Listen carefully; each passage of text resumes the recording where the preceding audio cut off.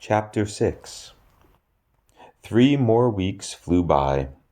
John turned down the tests from the geneticist despite Lasco's pleading. Jean thought that this was his way of avoiding scientific proof that he had not experienced a miracle from the heavens, but from the comprehensible world of hereditary genes. Gabrielle told her that God had probably erupted a volcano in the Red Sea right when Moses held his hands high. Scientists and theologians would argue for centuries if it was the volcano or divinity that saved the Hebrews. I'd like to know when scientists are gonna fess up to the fact that the volcano is a part of God. Jean, when he works a miracle, he doesn't undermine his own rules. He plays along with them to create the unexpected.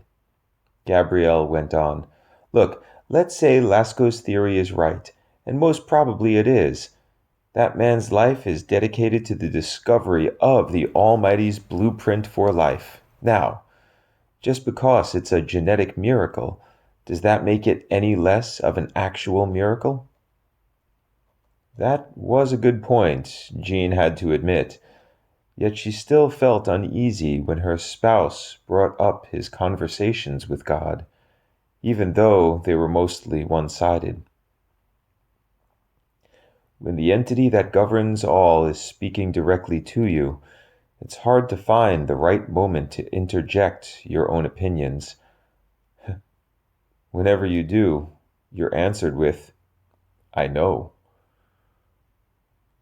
What was next? Would he get the idea to go on television to preach the word of the Lord?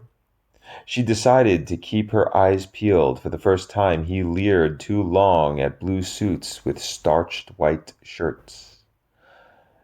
It was, to her surprise, when his mother came to visit, bringing a wrapped new Bible as a get-well present to her son who had turned to the Lord for guidance.